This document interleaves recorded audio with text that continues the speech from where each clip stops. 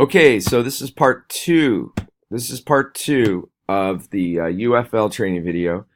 If you clicked on this one by accident and you didn't do part one, you need to go back and watch part one first. Okay, so just pick it up where we left off. The next thing I need to do is put copyright-free music. So to get to that, I'm gonna go ahead and log into YouTube. Okay. So you go to YouTube and click up here, and it's going to say to sign in. So click and sign in with your school account.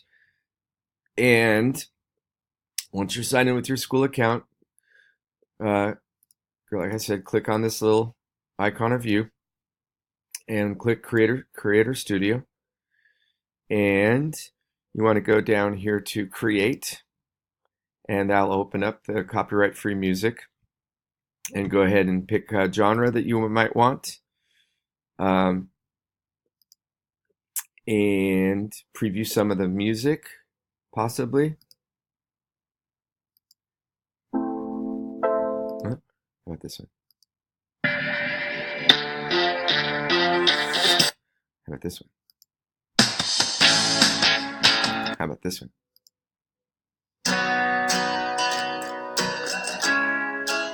Okay, so when you find a song you might want to use, I'm going to take this one. You want to download it. Okay, and it's going to go to your downloads folder. If there's any sound effects that you might want to add, you could also do that. That's up to you. You can add those. For the training video, I'm not going to add that. I'm just going to suggest that you could add sound effects to your images as well as background music. All right, so I've downloaded that. So now I can get out of my YouTube, Google, Chrome, and I can now go ahead and import it. So I'm going to go File, File, Import, and that music was in my Downloads folder. And it's MP3, so I'm going to go import that. Okay, so there we go.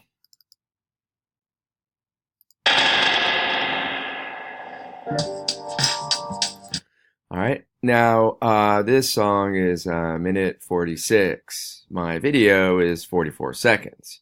So remember that you want to trim. You want to just take the amount of music that you need. And there's several ways you could do that. One way is to just put the whole thing down into place here, and I'm using audio 1, and zoom in or out, whatever it takes, so you could see the end of the song. Make sure it's the selection tool you have selected. Go to the end of the song and drag to the left until it snaps to the end. Okay. Another way you can do it is to go ahead and just put the scrubber somewhere near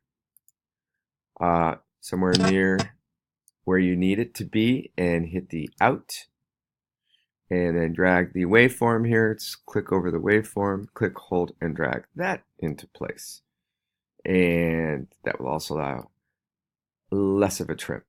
Remember, when it comes to music, if you decide you need more, you add a few more pictures, you can drag it to the right and it will add more. It knows which file you're using, and it'll add more. So you can do this drag to the left and drag to the right with no problem, and you don't have to do a whole lot of editing to get the piece you want. What we do want is a fade out at the end. So this is an audio effect that I think I've shown you how to use before, but I'm going to show you again. We also want to turn the volume down a little bit, probably, or maybe not. Actually, there's no dialogue on your video, so it's okay. You can leave it at full volume. To be honest with you, you don't need to lower it because you're not trying to also compete with audio from your video. So I'm going to leave the volume where it's at, but I am going over here to Effects. And I'm going to go to the Audio Effects audio transitions actually, and to the crossfade, and I'm just going to pick any one of these and drag it to the very end. So I'll have a little fade out at the end. All right, so now the other big thing that we want to talk about here is video transitions, because I want you to place video transitions between your images. So write that line right in between each picture. I'm going to actually zoom in so it's more obvious where my pictures start and end. I'm going to place video transitions there. There's so many of them. Here's a cube spin. And you won't be able to preview them before you select them. So you got to just kind of test them out. So I'm going to put this cube spin, and I'm going to place it right there at the end. And I'm going to use the scrubber to see what that looks like. And there you can see that. Okay, so see, let me just play that. See how that's going to work?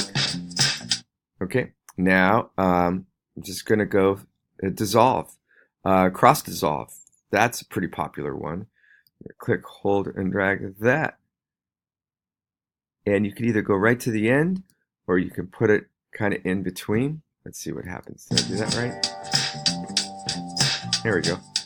Okay. So you're looking to just kind of play around with these different ones. There's some cool ones in here. Let's see what the iris box does. And you could either put it at the end, or you could stick it in between the two, like I just did on that one. It works on either one, though. Okay. So that's what we're looking to do. Let's do a center split. If you decide there's one you don't like, just do a Command Z to undo and find a different one. And put it there. Put it at the end, or you can put it right in between the two. Okay? So you're going to work your way all the way across and do it for each one to get to the end, to the last two images. You don't have to put it at the very end. All right? And that's it. That's your video. You are done once you've done those pieces. And again, you can make this longer or shorter. Just make sure that you have, you can make this video longer. I don't want it any shorter than what I've done, but you can make it longer. All right. And if you want the pictures to go a little, show a little faster, you just right click over the picture and go to speed and duration. And you can see there's where it says 5 seconds. If you want to make it like, 3 seconds, okay, you could do that. But notice you'll then have a gap, and you'll have to scoot the pictures over to the left because we don't want gaps in our video, okay? But I don't want to do that, so I'm going to undo that. Then we want to do a Command S to save. And then we want to go File.